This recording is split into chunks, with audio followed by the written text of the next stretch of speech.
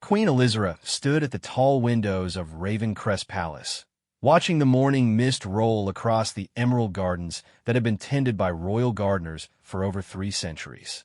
Her fingers traced the cold glass as she contemplated the weight of the crown that would soon rest upon her daughter-in-law's head. Princess Catherine of Westmere had married her eldest son, Prince Alexander, just 2 years ago, and the kingdom had embraced the young woman with open arms. But not everyone in the palace shared that enthusiasm. Lady Morgana Blackthorne, the Queen's closest advisor and childhood friend, had been whispering doubts into the royal ear for months. Morgana had served the crown for nearly 40 years, rising from a minor noble family to become one of the most powerful women in the kingdom. Her loyalty to Queen Elizabeth was unquestioned, but her methods were often questionable. "Your Majesty." Morgana's voice cut through the morning silence as she entered the Queen's private study. Her steel-gray hair was pulled back in its signature severe bun, and her dark eyes held that familiar calculating gleam. "We need to discuss the upcoming ceremony of succession." The Queen turned from the window, her own silver hair catching the morning light. At 68, she still carried herself with the grace and authority that had made her one of the most respected monarchs in recent history. "What concerns you now, Morgana?" "It's about Princess Catherine," Morgana said, settling into the chair across from the Queen's ornate desk. "The people may love her, but love alone doesn't make a queen. She lacks the proper training, the political awareness necessary to guide this kingdom through challenging times." Queen Elizabeth raised an eyebrow. Catherine has been studying with the finest tutors in the realm. Her knowledge of state affairs has improved remarkably. "Surface knowledge," Morgana dismissed with a wave of her hand. "She's memorized facts and protocols, but she doesn't understand the deeper currents of power. Yesterday's incident at the Merchant Guild meeting proved that." The Queen's expression hardened slightly. She had heard about Catherine's suggestion to lower certain trade taxes, which had been met with resistance from several established noble families who profited from the current system. She was thinking of the common people's welfare. "Exactly my point," Morgana leaned forward. "A queen must balance the needs of all her subjects, including the nobility who have supported the crown for generations." Catherine's idealism could destabilize relationships that took decades to build. Meanwhile, 3 floors below in the palace's east wing, Princess Catherine sat in her private study, surrounded by towers of leather-bound books on statecraft, economics, and royal history. Her auburn hair fell in gentle waves around her shoulders as she bent over a particular passage about trade negotiations during the reign of King Edmund the Wise. Prince Alexander found her there, as he did most mornings. His tall frame filled the doorway, and his warm brown eyes crinkled with affection as he watched his wife's determined study session. "Still reading about old Eddie's trade wars?" Catherine looked up with a tired smile. "Try to understand how he managed to increase prosperity while keeping the noble houses content. It seems impossible." Alexander crossed the room and perched on the edge of her desk. "Because it nearly was impossible. He made compromises that some historians say weakened the crown's authority in the long run." "Lady Morgana mentioned that yesterday," Catherine said, closing the book with a frustrated sigh. "She seems to think I understand nothing about governing." A shadow passed over Alexander's features. He had noticed his mother's advisor taking an increasingly critical stance toward his wife, though he hadn't yet discussed it with Catherine. "Morgana has been serving the crown since before I was born. Sometimes experience can make a person overly cautious about change, or overly protective of the old ways," Catherine replied, standing and moving to the window that overlooked the training grounds. Below, young nobles practiced sword work under the watchful eye of Sir Marcus, the palace's master-at-arms. "Alexander, do you think I'm too naive for this role?" The prince immediately stood and joined her at the window, placing his hands gently on her shoulders. "You have more genuine concern for our people than anyone I've ever known. That's not naivety. It's exactly what this kingdom needs." But even as he spoke the reassuring words, Alexander felt the growing tension within the palace walls. His mother had been distant lately, their weekly dinners becoming formal affairs where conversation focused strictly on state business. Lady Morgana's influence seemed to be growing stronger, and he wondered what conversations were happening behind closed doors. That afternoon, the royal council convened for their regular meeting in the grand chamber, known as the Hall of Deliberation. The circular table of polished oak had been the site of crucial decisions for 2 centuries, and today the atmosphere was particularly charged. Queen Elizabeth took her seat at the head of the table, with Lady Morgana to her right and Prince Alexander to her left. Princess Catherine sat beside her husband, having been granted a place at the council table only recently. Around the rest of the table sat the kingdom's most important advisors: Lord Chancellor Beaumont, Treasury Minister Lady Weston, Foreign Affairs Minister Duke Hartwell, and several others.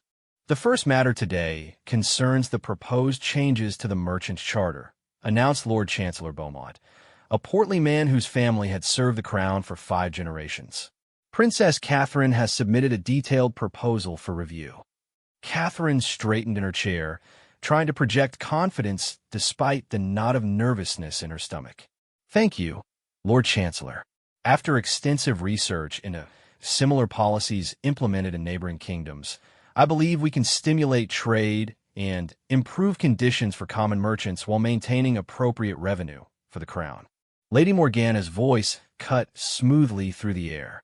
While the princess's intentions are admirable, I fear she may not fully understand the delicate relationships involved.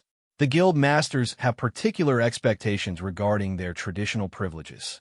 Traditional privileges that may be outdated, Catherine responded, her voice steady despite the challenge. The current system favors established merchants while creating barriers for new entrepreneurs. This limits innovation and economic growth. Duke Hartwell, a man known for his diplomatic skills, spoke carefully. Both perspectives have merit. Perhaps we might consider a gradual implementation of changes, allowing time for all parties to adjust. But Lady Morgana was not finished. Your Highness, might I ask which historical precedents you've studied for this proposal? I want to ensure we're learning from relevant examples. Catherine had prepared for this question. I've examined the trade reforms of King Aldrich of Nordhaven, Queen Isabella of Southmere, and the merchant policies of the River States Confederation. Each case shows that moderate liberalization of trade restrictions led to increased prosperity. Interesting choices, Morgana replied with a thin smile. And have you also studied the trade rebellions in the eastern provinces 30 years ago, when similar policies led to economic chaos? The question hung in the air like a challenge.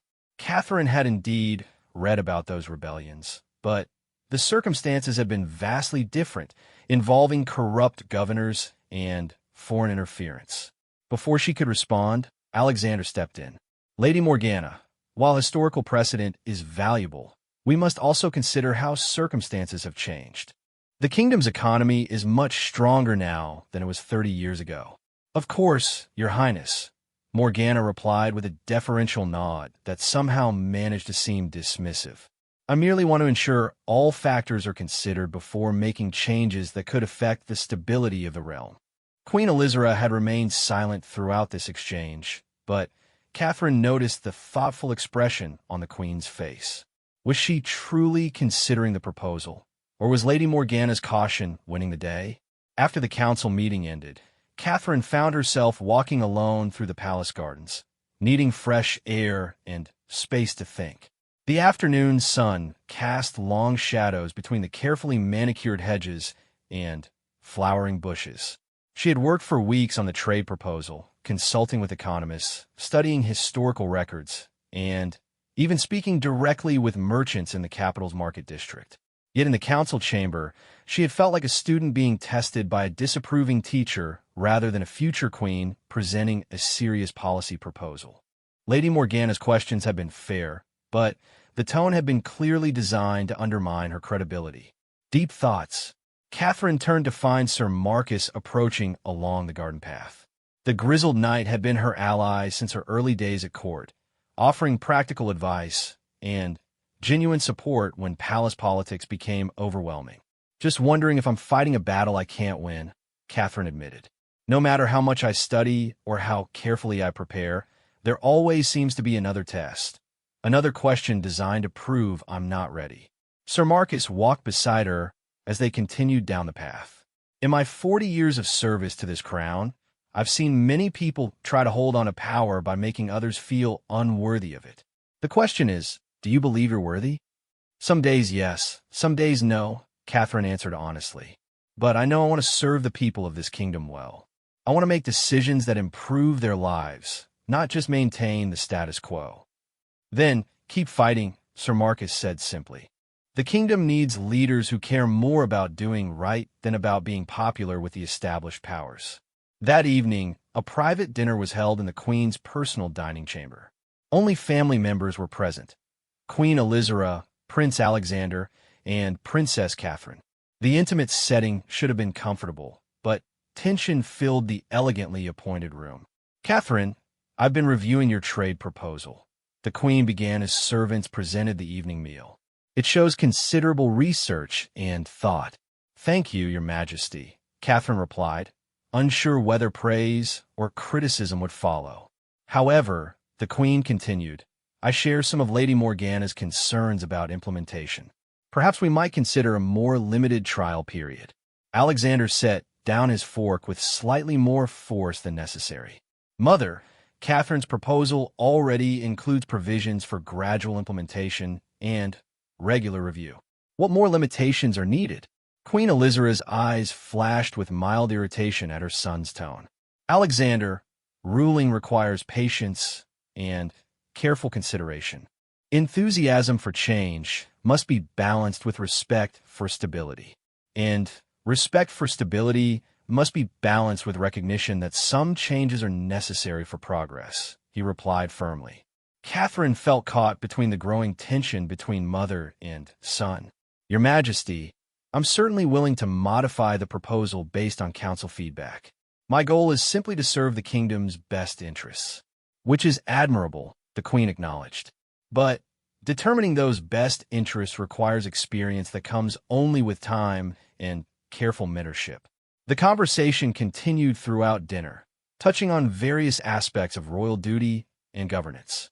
Catherine found herself being subtly questioned about her understanding of noble protocols, international relations, and the complex web of obligations that bound the crown to various factions within the kingdom. By the time dessert was served, Catherine understood that this dinner was actually an examination, and she wasn't certain she was passing. Later that night, Alexander found Catherine standing on the balcony outside their chambers, gazing up at the star-filled sky.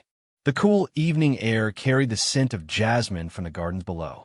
"You've been quiet since dinner," he said, wrapping his arms around her from behind. "I keep wondering what Lady Morgana tells her mother when I'm not present," Catherine admitted. "Every interaction feels like a test I'm failing." Alexander was quiet for a long moment. "I think Morgana sees you as a threat to her influence. She's been Mother's primary advisor for so long that sharing that role doesn't come naturally." "It's more than that," Catherine said, turning in his arms to face him. "She genuinely believes I'm not capable of being queen. And perhaps she's right." "Don't say that." Alexander's voice was fierce. "You care about people in a way that will make you a great queen. But caring isn't always enough in palace politics." Catherine looked up at her husband's concerned face. "What do you mean?" "I mean that sometimes you have to play the game to win the chance to change the rules. Morgana understands power, and she respects those who can wield it effectively." "Are you suggesting I should be more like her?" "I'm suggesting you might need to show her that you can be strategic as well as compassionate, that you understand the political realities as well as the moral ideals." As they stood together on the balcony, neither of them noticed the figure watching from a window in the castle's north tower. Lady Morgana had observed the young couple's conversation, though she couldn't hear their words. But she could read body language, and what she saw confirmed her growing suspicion that Princess Catherine might be more dangerous to the established order than she had initially believed. The next morning brought news that would test everyone's political skills. A delegation from the neighboring kingdom of Ashford had arrived unexpectedly, requesting an immediate audience with Queen Elizabeth. The delegation was led by Duke Roderick Ashford, the Crown Prince's uncle and a man known for his shrewd diplomatic maneuvering. The royal family and advisors gathered in the throne room to receive the delegation. Catherine wore her most formal court dress, a deep blue gown embroidered with silver thread that caught the light from the great windows. She had learned to use such formal occasions to project an image of royal authority, even when she felt uncertain inside. Duke Roderick was a distinguished man in his 50s, with silver hair and sharp gray eyes that seemed to evaluate everything and everyone around him. He bowed appropriately before Queen Elizabeth's throne, then straightened to deliver his message. "Your Majesty, I bring greetings from King Aldwin and Prince Garrett of Ashford. We seek to discuss matters of mutual interest regarding trade routes along our shared border." This seemed straightforward enough, but Catherine noticed that Lady Morgana had tensed slightly. Something about this visit was unexpected or unwelcome. "We welcome Ashford's delegation," Queen Elizabeth replied formally. "Please inform us how we might address your concerns." Duke Roderick smiled, but the expression didn't reach his eyes. Recent changes in trade policies within certain kingdoms have created uncertainties for established merchant relationships. We hope to discuss how our two kingdoms might coordinate our approaches to ensure stability. Now, Catherine understood. Word of her proposed trade reforms had reached Ashford, and they were concerned about how changes in Ravencrest policies might affect their own economic interests. This was exactly the type of international complication that Lady Morgana had warned about. The Queen's response was diplomatically neutral. "We appreciate Ashford's interest in coordination. Perhaps we might schedule detailed discussions with our Council of Advisors." Of course, Duke Roderick agreed. Then, his gaze shifted deliberately to Catherine. "I understand that Princess Catherine has taken a particular interest in trade policy. Perhaps she might share her perspective on these matters." The question was clearly a test, and everyone in the throne room knew it. How Catherine answered would be evaluated not just by the Ashford delegation, but by her own royal family and council. Catherine rose gracefully from her chair beside the throne. "Duke Roderick, I believe that trade policies should serve the prosperity of all our people while maintaining the strong relationships between kingdoms that have benefited both our realms for generations.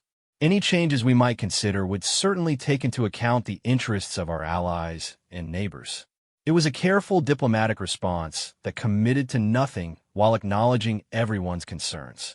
Duke Roderick nodded approvingly, but Catherine caught a slight smile on Lady Morgana's lips that suggested the answer had been exactly what she expected: safe, conventional, and revealing nothing about Catherine's true intentions.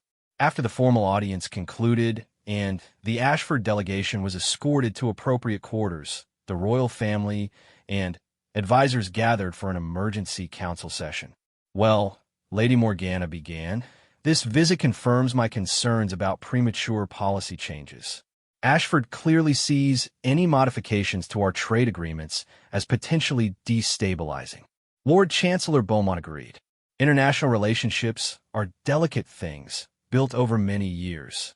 We must be extremely careful about changes that might be misinterpreted by our neighbors." Catherine felt the weight of multiple gazes upon her. Her trade proposal, which had seemed so reasonable and beneficial when she was researching it in her private study, now appeared to be creating diplomatic complications before it had even been implemented.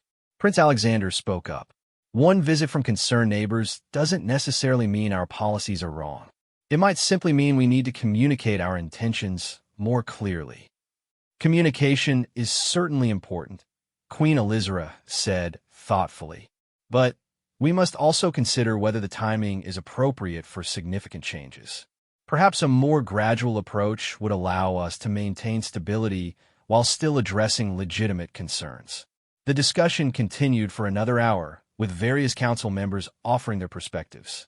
Catherine listened carefully, contributing when asked, but increasingly feeling that her original proposal was being slowly dismantled under the weight of political caution.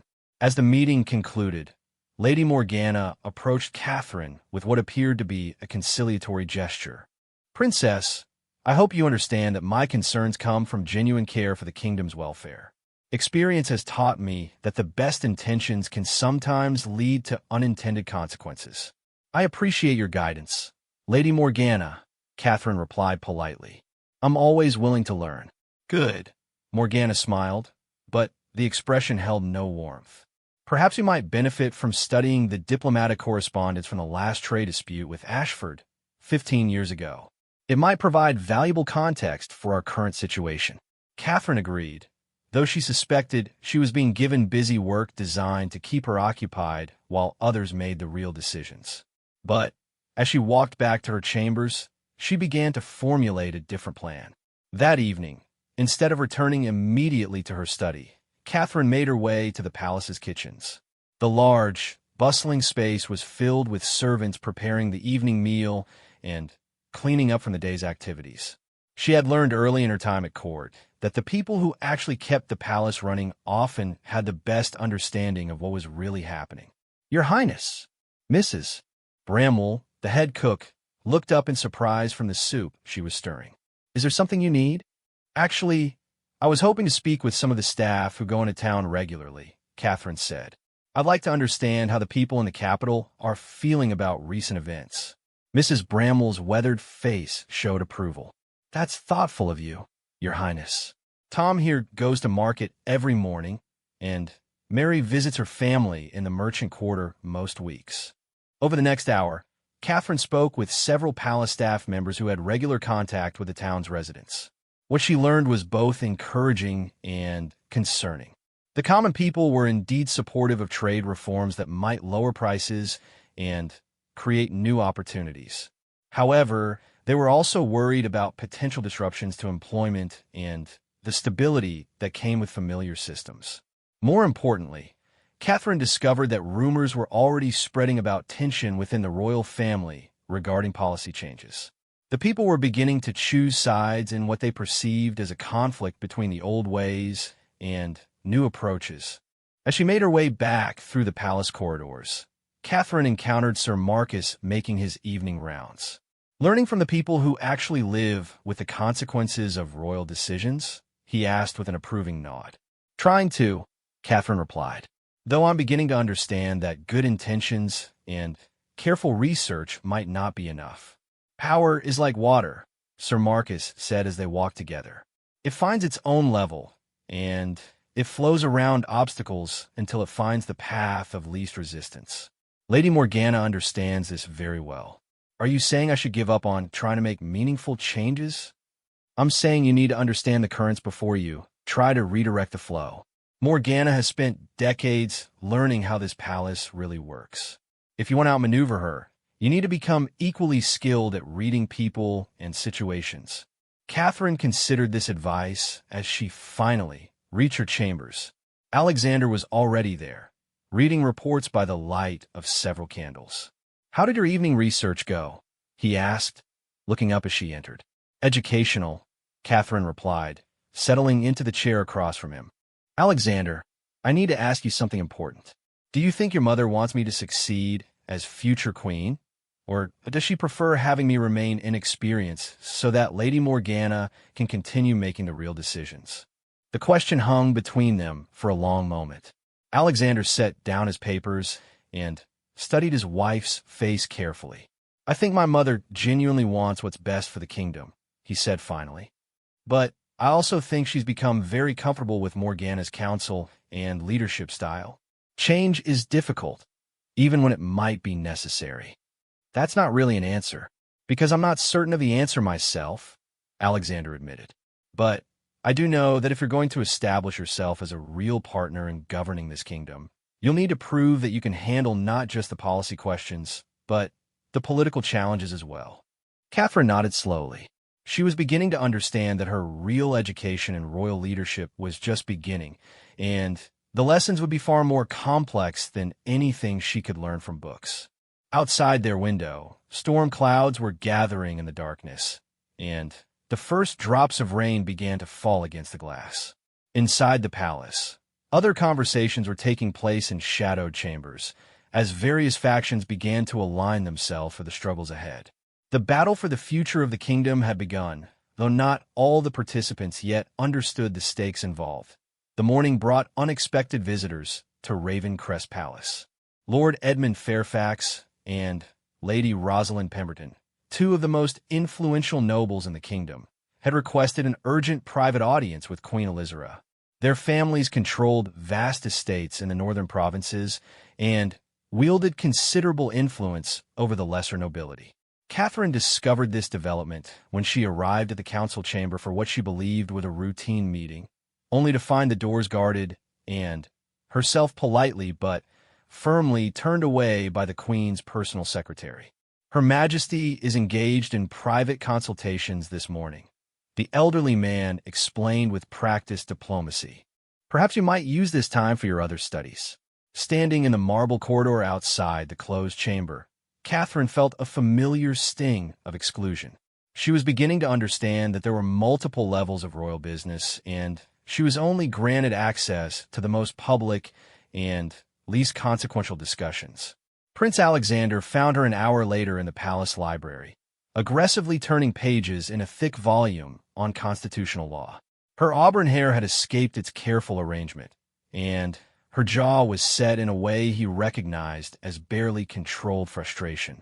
"Let me guess," he said, settling into the chair beside her. "Mother is having private meetings that don't include the future queen." Catherine looked up from her book. "Lord Fairfax and Lady Pemberton. Any idea what they might be discussing with your mother and Lady Morgana?" "Probably expressing concerns about proposed policy changes that could affect their economic interests," Alexander replied grimly. "The Northern Lords have always been protective of their traditional privileges. My trade proposal, among other things, yes." Alexander reached across to close Catherine's book gently. "But it's more than that. I think Morgana is building a coalition of conservative voices to influence Mother's decisions." Catherine leaned back in her chair, studying her husband's face. "And your mother is allowing this to happen?" "My mother is listening to advisors she's trusted for decades. That's what queens do." But Alexander's tone suggested he was as frustrated as Catherine with the current situation. "What I don't understand," Catherine said, rising to pace between the tall bookshelves, "is why Lady Morgana sees me as such a threat. I'm not trying to overthrow the monarchy or eliminate the nobility. I just want to make some reasonable adjustments to policies that could benefit everyone. Because reasonable adjustments have a way of leading to more significant changes," Alexander explained. "Morgana has spent her entire career maintaining a careful balance of power. Your proposals represent the unknown, and the unknown is dangerous to people who've built their influence on controlling predictable systems." Their conversation was interrupted by the arrival of Sir Marcus, who entered the library with an unusually serious expression. "Your Highnesses," he said, bowing formally, "I thought you should know that riders have arrived from several other noble houses. It appears there will be additional private consultations today." Alexander's expression darkened. "How many houses?" "At least 6, possibly more arriving throughout the day. The stable master is preparing for an unusually large number of horses." Catherine felt a cold knot forming in her stomach. "They're organizing against my proposal. But they're simply responding to invitations for consultation," Sir Marcus said carefully. "But, yes, it does appear that Lady Morgana has been coordinating discussions with the kingdom's most influential families." After Sir Marcus departed, Catherine and Alexander sat in silence for several minutes. The library's peaceful atmosphere, with its towering shelves and filtered sunlight, seemed to mock the political storm gathering around them. "I need to see those diplomatic correspondence files that Lady Morgana mentioned," Catherine said finally. "If I'm going to defend my position, I need to understand every possible objection." Alexander nodded. "I'll help you.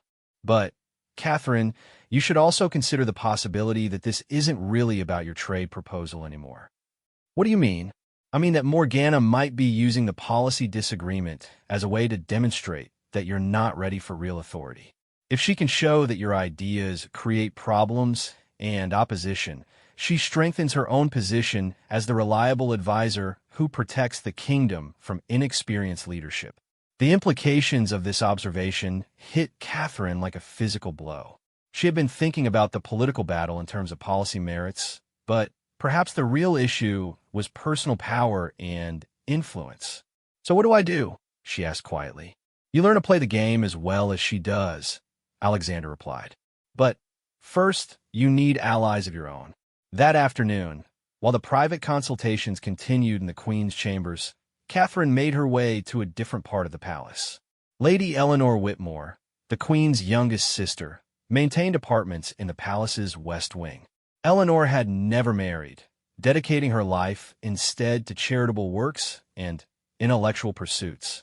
More importantly, she was one of the few people in the palace who seemed immune to Lady Morgana's influence. "Catherine, how lovely to see you," Eleanor said as her visitor was announced. At 55, Eleanor retained the elegant bone structure of the royal family, though her graying hair was arranged in a simpler style than court fashion typically demanded. "I was just reviewing proposals for the new orphanage project. Would you like some tea?" Catherine accepted gratefully, settling into the comfortable sitting room that reflected Eleanor's practical tastes. The furnishings were elegant but not ostentatious, and the walls displayed artwork created by students from various charitable schools Eleanor supported. "Lady Eleanor, I hope you don't mind my asking, but I'm trying to understand how policy decisions are really made in this kingdom. Today there seem to be many private consultations happening that I'm not included in." Eleanor poured tea with steady hands, but Catherine noticed a slight tightening around her eyes. Morgana is calling in favors and applying pressure. I wonder when this would happen. You expected this? My dear, Morgana has been consolidating power for 40 years. She's very skilled at making people feel that their interests are threatened whenever someone suggests changes to established systems. Eleanor handed Catherine a delicate china cup. "The question is, what do you plan to do about it?" "I'm not sure I know what options I have." Eleanor studied Catherine for a long moment. "You have more options than you realize, but you'll need to start thinking strategically rather than just focusing on good policy. Tell me, what do you know about the Duchess of Ravenshollow?" Catherine searched her memory. "Lady Victoria Ashcroft? I know she controls significant lands in the eastern provinces, but I don't think I've met her personally. Victoria is intelligent, pragmatic, and has little patience for Morgana's manipulative tactics. She also happens to believe that the kingdom needs younger leadership with fresh perspectives." Eleanor sipped her tea thoughtfully.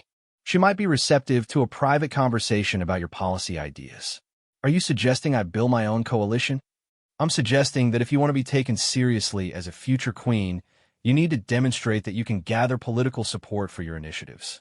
Morgana succeeds because she understands how to make people feel that their cooperation serves their own interests." Catherine set down her teacup, her mind racing. "Lady Eleanor, may I ask why you're willing to help me?" "Lady Morgana has never shown you anything but respect." Eleanor's smile was sharp. "Morgana shows me respect because I've never challenged her authority. But that doesn't mean I approve of her methods or believe she should have unlimited influence over my sister-in-law's decisions." That evening, Catherine found herself in an unexpected position. She had been invited to a private dinner with the Duchess of Ravenshollow, who had arrived at court that afternoon for what appeared to be her own consultation with the Queen.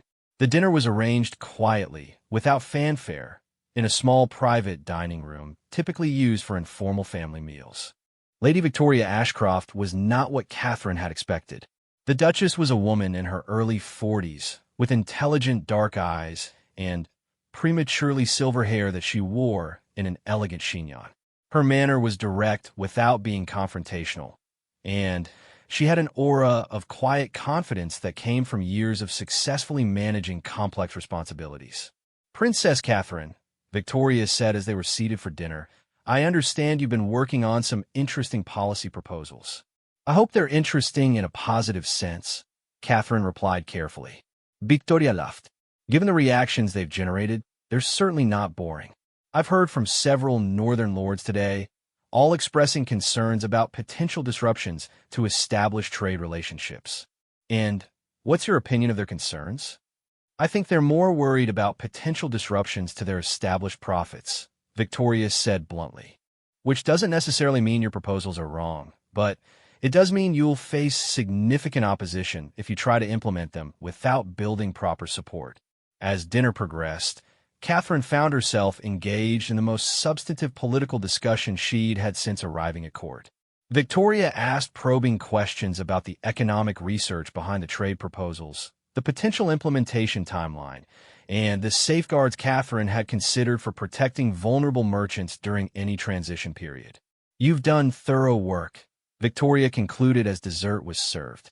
"More thorough than most policy proposals I've seen from much more experienced advisors. The problem isn't the quality of your ideas." "Then what is the problem?" "You're fighting on terrain that Lady Morgana chose, using rules that she's had decades to perfect. If you want to succeed, you need to change the game." Catherine leaned forward.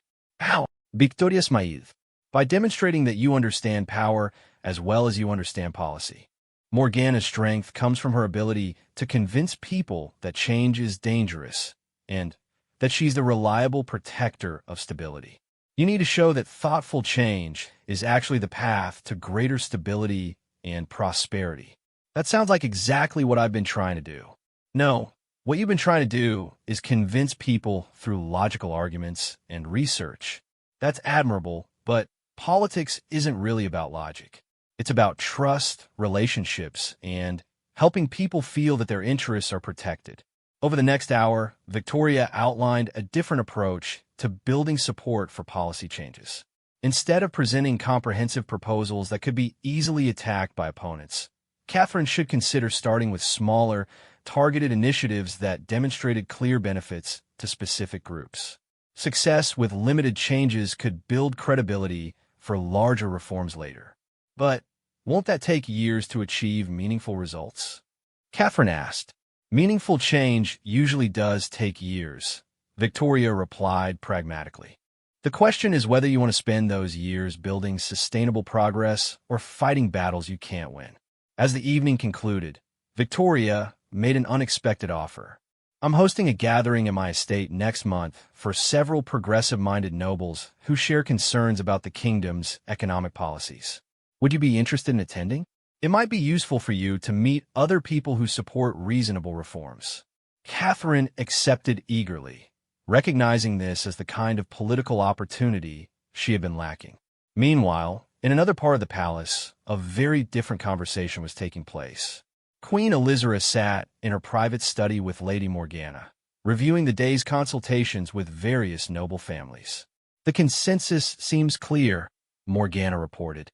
"While everyone respects Princess Catherine's dedication and good intentions, there's significant concern about implementing major policy changes during a period of international uncertainty." "What specific concerns were raised?" the Queen asked. Lord Fairfax pointed out that our current trade agreements with Ashford and other neighboring kingdoms are based on stable, predictable policies. Changes could trigger renegotiations that might not be favorable to us. Lady Pemberton mentioned that several merchant families who have invested heavily in current systems could face serious financial losses if those systems change too rapidly. Queen Elizabeth nodded thoughtfully. These were reasonable concerns from people whose judgment she had relied on for years. And their recommendations? A period of careful study and gradual consultation before making any significant changes. Perhaps establishing a formal commission to review all trade policies over the next 2 years, ensuring that all stakeholders have input into any proposed modifications. It was a suggestion that sounded reasonable and responsible, but would effectively delay any meaningful change for years while giving conservative voices ongoing veto power over reforms. "What about Alexander's perspective?" the Queen asked. "He seems supportive of Catherine's proposals." Morgana's expression remained neutral, but her tone carried a subtle note of concern. "Prince Alexander is naturally supportive of his wife, which is admirable. However, as future king, he'll need to balance personal loyalty with broader responsibilities to the kingdom. Sometimes those can come into conflict." The Queen considered this observation. Her son's marriage had been a love match, which she had supported, but she also understood that royal marriages must serve larger purposes than personal happiness. "I think," the Queen said slowly, "that Catherine would benefit from more extensive mentoring before taking on significant policy responsibilities." She has good instincts, but governance requires experience that can't be gained simply through study. Wise counsel, Your Majesty. Perhaps we might arrange for her to work closely with experienced advisors on smaller projects first, allowing her to develop practical skills gradually. It was a suggestion that would effectively sideline Catherine from major decisions, while keeping her busy with minor responsibilities. 3 days later, Catherine received a formal invitation that changed the dynamics of her situation dramatically. The Grand Duke Leopold of Northmarch, one of the kingdom's most respected elder statesmen, requested a private meeting to discuss her policy proposals. Leopold was a legendary figure who had served the crown with distinction for over 50 years, including a period as the Queen's chief advisor before Lady Morgana assumed that role. His political judgment was universally respected, and his support could legitimize any policy initiative. The meeting was scheduled for the following afternoon in Leopold's impressive mansion in the capital city. Catherine spent the morning preparing carefully, reviewing every aspect of her trade proposals and anticipating potential questions. Prince Alexander insisted on accompanying her, which proved to be a wise decision. Leopold's mansion was filled with other guests, a carefully selected group of nobles, merchants, and advisors who represented diverse interests within the kingdom. Princess Catherine, Leopold greeted her warmly as they arrived. I've been looking forward to this conversation. Your policy proposals have generated considerable discussion, and I wanted to understand your thinking directly. The gathering that followed was unlike anything Catherine had experienced at court. Instead of formal presentations and ritualized responses, the discussion was dynamic and substantive. Various participants challenged different aspects of her proposals, but the challenges came from genuine interest in finding workable solutions rather than attempts to discredit her efforts. Leopold himself asked the most penetrating questions, but his approach was clearly designed to help Catherine refine and strengthen her ideas rather than to expose weaknesses. The fundamental question, Leopold said at one point, is whether gradual reform can address the economic inequalities we're seeing, or whether more significant changes are necessary to prevent larger disruptions later. Catherine found herself discussing economic theory and practical implementation details with people who clearly understood both the potential benefits and genuine risks of policy changes. For the first time since arriving at court, she felt like her ideas were being taken seriously by experienced political leaders. The conversation continued for nearly 3 hours, and by the end, Catherine had gained something she hadn't expected: a group of potential allies who supported reform efforts and had the political experience to make them successful. As the gathering concluded, Leopold approached Catherine privately. "Princess, you've impressed me with your thoughtful approach to complex problems. I hope you'll consider me an ally in your efforts to serve this kingdom well." Coming from Leopold, this was tantamount to a political endorsement that could counterbalance much of the opposition Lady Morgana had been organizing. "Thank you, Your Grace. Your support means more than I can express." Leopold smiled. "Support must be earned through wisdom and effectiveness. I believe you have the potential for both, but you'll need to be strategic about how you proceed. Lady Morgana is a formidable opponent who plays political games very well. Any advice for dealing with her opposition? Don't let her define the terms of your battles. If she wants to focus on potential problems and risks, you focus on demonstrated benefits and opportunities. If she appeals to tradition and stability, you appeal to justice and progress. Most importantly, don't let her isolate you from potential allies." As Catherine and Alexander rode back to the palace that evening, both felt that something significant had shifted. Catherine had proven to a respected group of leaders that her ideas had merit, and she had begun building the kind of political relationships that could support meaningful change. But they also understood that Lady Morgana would not accept this development passively. The real battle for influence over the kingdom's future was just beginning. That night, as Catherine prepared for bed, she reflected on how much her understanding of royal leadership had evolved over the past few weeks. When she first arrived at court, she had believed that good ideas and careful research would be enough to make positive changes. Now she understood that effective governance required not just policy knowledge, but political skill, strategic thinking, and the ability to build coalitions of support. Lady Morgana had taught her that lesson, though probably not intentionally.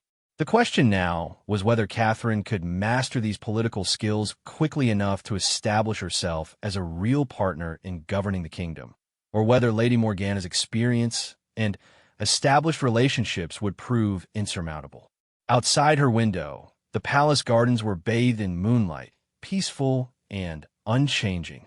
But inside the ancient walls, the future of the kingdom was being shaped by conversations, alliances, and decisions that would determine whether tradition or reform would guide the realm in the years ahead. The chess game had begun in earnest, and Catherine was finally learning how to play. The summons came at dawn, delivered by the Queen's personal messenger with unusual formality. Princess Catherine was requested to attend a private audience with Queen Elizabeth immediately following the morning court session. No explanation was provided, but the messenger's grave expression suggested this was not a routine meeting. Catherine dressed carefully in court attire, choosing a deep emerald gown that conveyed both respect and confidence.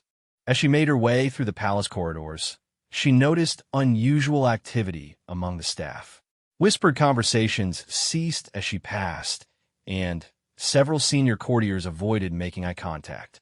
Something had shifted in the palace's delicate political ecosystem, and Catherine suspected she was about to discover what. Prince Alexander intercepted her outside the throne room. His expression was troubled, and he spoke in low, urgent tones.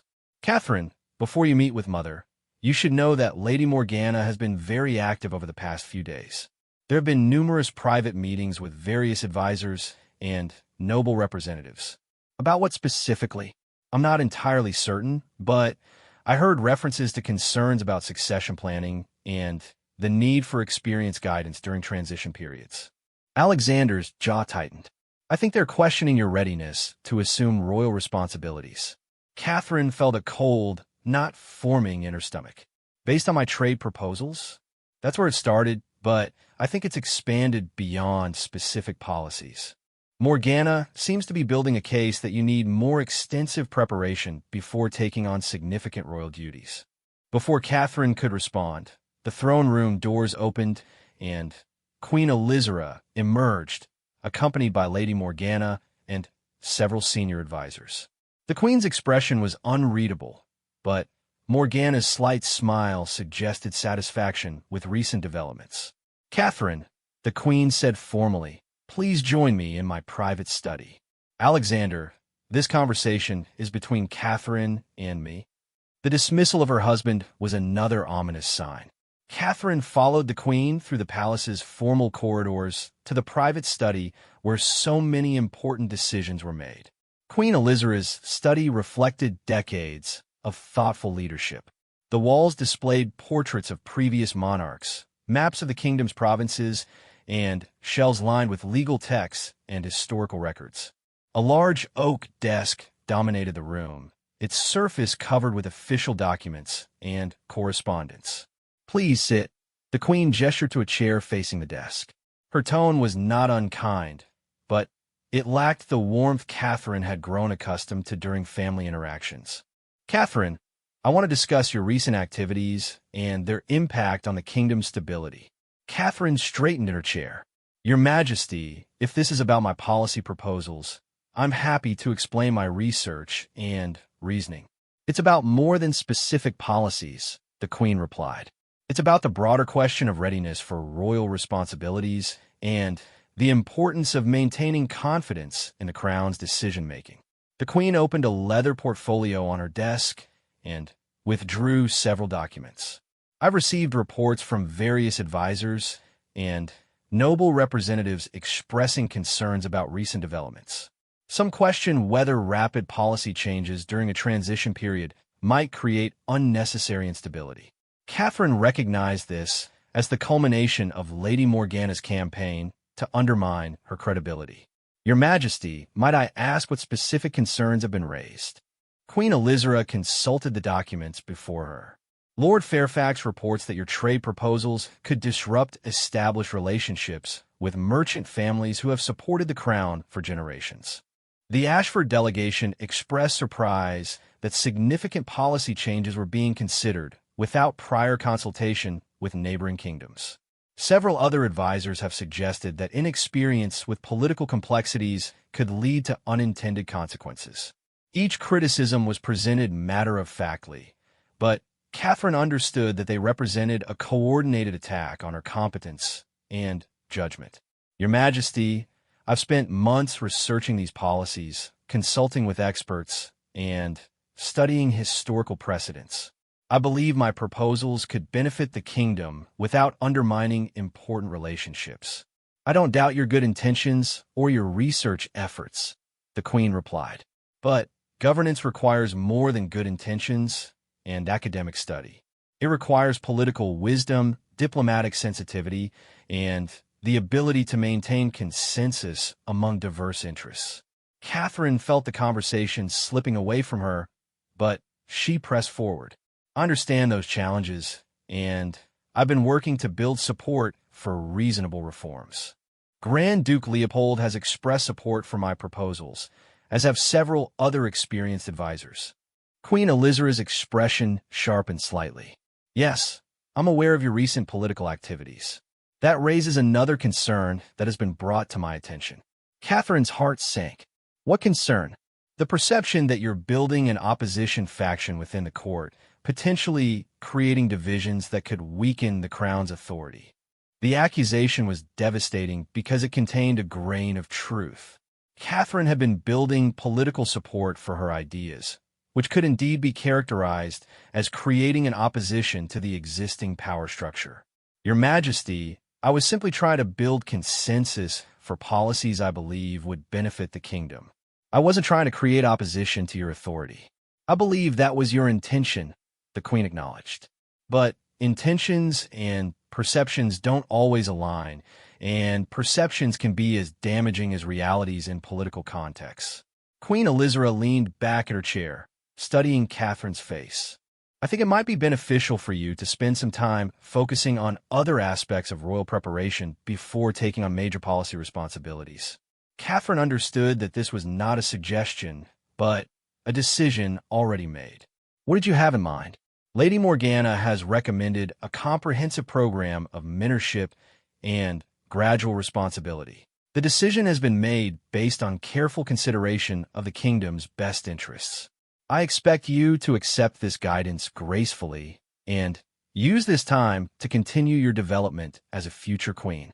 The meeting concluded with Catherine's polite acceptance of the Queen's decision, though inside she felt a mixture of anger, disappointment, and determination. As she walked back through the palace corridors, she understood that she had lost this particular battle, but the war for her political future was far from over. Prince Alexander was waiting in their chambers when she returned. His expression showed he already understood what had transpired. "She's sidelining you," he said without preamble. "Effective immediately. I'm a focus on ceremonial duties and charitable work while more experienced advisors handle policy decisions." Alexander's anger was barely controlled. "This is Morgana's doing. She's convinced Mother that you're a threat to stability." Catherine sank into a chair, feeling emotionally exhausted. The worst part is that some of their criticisms are valid. I did build political support for my ideas without fully considering how that might be perceived. I was thinking like a policy advocate rather than like a member of the royal family. "You were thinking like someone who cares about making positive changes," Alexander replied firmly. "That's exactly what this kingdom needs, but apparently not what the kingdom is ready for." They sat in silence for several minutes, both processing the implications of this setback. Finally, Alexander spoke again. "Catherine, I think you need to consider a different approach. Fighting Lady Morgana directly on her chosen ground hasn't worked. Perhaps it's time to outflank her." Catherine looked up with interest. "What do you mean?" "I mean that while she's focused on keeping you away from policy decisions, you could be building the kind of public support and practical experience that would make your eventual return to political involvement impossible to ignore." Over the next hour, Alexander outlined a strategy that was both subtle and ambitious. Instead of fighting for a seat at the council table, Catherine could focus on demonstrating leadership through the charitable and ceremonial activities she'd been assigned. If she could show real results in improving people's lives through these supposedly minor responsibilities, she would build credibility that Lady Morgana couldn't undermine. Think about it, Alexander explained. Morgana's power comes from her role as an advisor to the Queen. But your power could come from direct connection with the people of the kingdom. If you can show that your leadership produces tangible benefits, you'll have a source of authority that doesn't depend on her approval. Catherine found herself intrigued by this approach. You're suggesting I use the limitations they've imposed as an opportunity to build different kinds of political capital. Exactly. And while you're doing that, I'll be working to maintain support among progressive nobles and advisors. When the right opportunity comes, you'll be ready to return to policy discussions with enhanced credibility. That afternoon, Catherine began implementing this new strategy. She requested meetings with the heads of various charitable organizations, the palace steward responsible for ceremonial planning, and several other officials who managed the supposedly minor responsibilities she'd been assigned. What she discovered was surprising and encouraging. The royal family's charitable activities touched thousands of lives throughout the kingdom, but many of these programs were managed inefficiently or had become disconnected from the real needs of the people they were meant to serve. Lady Margaret Thornfield, who had overseen royal charitable activity for 15 years, was grateful for Catherine's interest and surprisingly frank about existing problems. Your Highness, to be honest, many of our programs haven't been updated in decades. We continue funding orphanages that are well managed alongside others that provide inadequate care. We support educational initiatives that serve wealthy families while ignoring schools in poor districts that desperately need resources. Why haven't these issues been addressed? Lady Margaret glanced around nervously before responding. Changes require approval from the Royal Council, and council members often have personal connections to existing programs. Suggesting reforms can be politically complicated. Catherine recognized an opportunity. If she could improve the effectiveness of charitable programs without threatening anyone's major interests, she might demonstrate practical leadership skills while helping people who genuinely needed assistance. Lady Margaret, would you be willing to work with me on a comprehensive review of current programs? Not to eliminate successful initiatives, but to identify opportunities for improvement and expansion. Lady Margaret's face lit up with enthusiasm. Your Highness, I would welcome that collaboration more than you know. Meanwhile, Catherine also began paying attention to the ceremonial aspects of her role. She discovered that royal ceremonies weren't just empty traditions, but important opportunities to connect with people from different parts of the kingdom and different social classes. At a ceremony honoring veteran soldiers, Catherine spent time speaking individually with men and women who had served the crown in various conflicts. Their stories gave her insights into the real impact of royal policies on ordinary citizens' lives. During a festival celebrating the kingdom's agricultural heritage, she met farmers and merchants who discussed the practical challenges of current trade regulations. Their perspectives were more nuanced than the policy paper she had studied, revealing both benefits and problems with existing systems. These interactions gave Catherine a growing understanding of how royal leadership actually affected people's daily lives, knowledge that hadn't come from her academic research. 3 weeks into her new role, Catherine received an unexpected visitor. Lady Victoria Ashcroft, the Duchess of Ravenshollow, requested a private meeting to discuss matters of mutual interest. They met in Catherine's private study, away from the scrutiny of court observers. Victoria's expression was serious, but not unsympathetic. Catherine, I've heard about your recent change in responsibilities. I wanted to discuss how this might affect our previous conversations about policy reform. Catherine poured tea for both of them, grateful for the chance to speak with someone who understood political realities. Lady Victoria, I have to admit that my approach to building support for reforms was probably too direct. I didn't fully appreciate the political complexities involved. Perhaps, Victoria agreed. But that doesn't mean your ideas were wrong, or that the need for reform has disappeared. It just means you need to find different ways to advance positive changes. Victoria, then, shared her own observations about the current political situation. Lady Morgana had indeed succeeded in convincing Queen Elizabeth that Catherine needed more time and experience before taking on major responsibilities. However, this victory might prove temporary if Catherine could demonstrate real effectiveness in her assigned roles. The key is to show results that can't be ignored or dismissed, Victoria explained. If you can improve people's lives through charitable work and ceremonial leadership, you'll build credibility that transcends policy disagreements. Victoria also brought important news about external developments. Several neighboring kingdoms were implementing trade reforms similar to those Catherine had proposed, and early results suggested these changes were indeed producing economic benefits without creating the disruptions that critics had predicted. This information could be valuable when the time comes to revisit these policy discussions, Victoria noted. Real-world evidence is often more persuasive than theoretical arguments. As their meeting concluded, Victoria made an offer that surprised Catherine. I'm planning a conference on regional trade policies next spring, bringing together leaders from several kingdoms to share experiences with different approaches. Would you be interested in participating? It would give you a platform to present your ideas to a broader audience. Catherine accepted eagerly, recognizing this as exactly the kind of opportunity she needed to maintain her credibility on policy issues while fulfilling her current ceremonial responsibilities.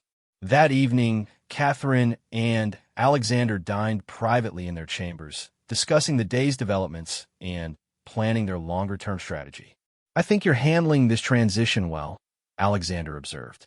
Instead of fighting the limitations directly, you're finding ways to work within them productively. I'm learning that royal leadership is more complex than I initially understood, Catherine replied. Policy knowledge is important, but it's not enough without political skills and practical experience. And you're gaining both, Alexander pointed out.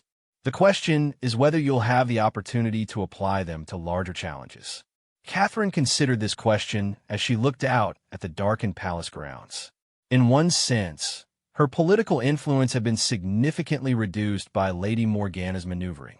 But in another sense, she was developing different kinds of knowledge and relationships that might prove equally valuable. Alexander, I've been thinking about something.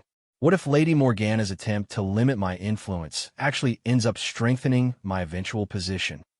How so? She's forced me to build credibility through direct service to the kingdom's people rather than through policy debates in council chambers.